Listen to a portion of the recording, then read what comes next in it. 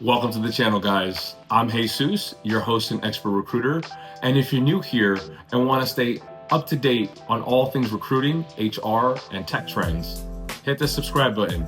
Keep tuning in. So you're thinking about making a move into tech, or you're probably already in the thick of it and wondering, where is all the growth happening? Well, grab your coffee, close those 12 LinkedIn tabs, and let's break down the hottest jobs in tech right now and how you can actually land one. Now look, I'm not saying tech is the golden ticket that Willy Wonka promised, but if I had $1 for every time someone asked me, "Hey Seuss, what is blowing up in tech right now?" Well, I could probably afford a full stack engineer at this point. Here's the thing. Tech is still one of the fastest evolving industries, even with the ups and downs we've seen over the last few years. Yes, there have been layoffs. Yes, the market shifted, but hiring hasn't stopped. And it's gotten smarter, leaner, and more focused on outcomes. The cool part is, companies aren't just hiring big name pedigrees or hiring from fancy schools anymore. They're hiring problem solvers, builders, and people who can adapt quickly. That could mean you, whether you're self-taught, bootcamp trained, or career switching. You actually have a chance now. And that also means that tech is being more democratized. Talent is being measured by what you can do and not just what's on your resume. And that's huge. So let's jump right in. So what are the top 5 hottest tech jobs right now in 2025? Well, the first one's no big surprise, and that is AI and ML engineers. Everyone's talking AI, and for good reason. If you can train models, fine-tune LLMs, or even just spell transformer architecture without Googling it, then you're golden.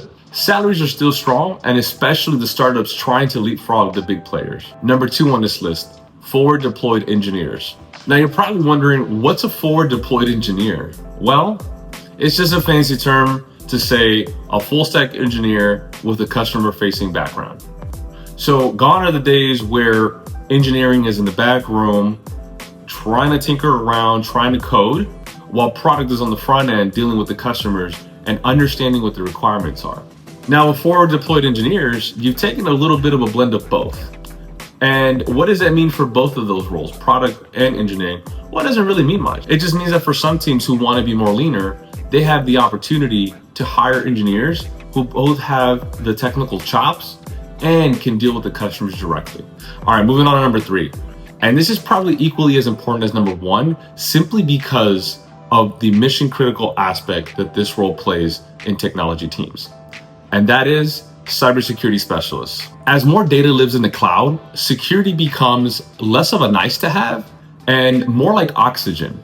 Pen testers, GRC, which stands for governance, risk, and compliance, cloud security, and other similar cybersecurity roles, they're all in demand.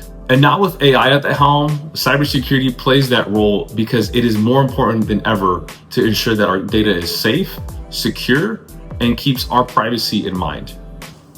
Number 4 on this list, and that's product designers. So think UX and UI. How is this number 4, you might ask? Well, think about how important it is to understand what the customers and the users actually want.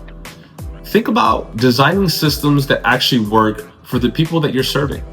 With every app fighting for attention, clean human-centered design is king. Customers are investing big in intuitive experiences and in companies that keep their users and their customers at the center point of their solution.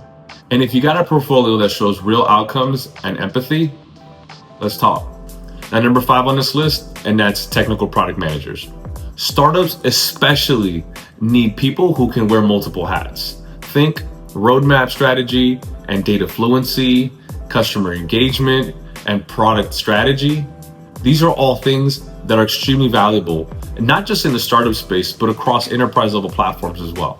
If you can speak dev and customer, you're basically a unicorn with equity potential. Now, a couple of roles that I didn't mention on this list, but I think they're obvious to mention, and that's full stack engineers, back end, front end, as well as data scientists, data analytics, data researchers. They're all within a mix of all these different roles that I just described. They will play a role in the future to come as tech evolves, but right now they're just an essential piece to the landscape that is IT in general. Let's be real.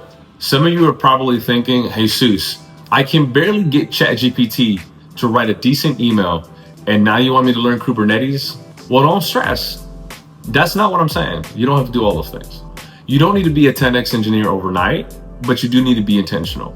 Now, here are 3 things that I would recommend that you focus on in order to break in or excel in your career. Number 1, pick a lane and stick to it. Stop trying to do everything all at once.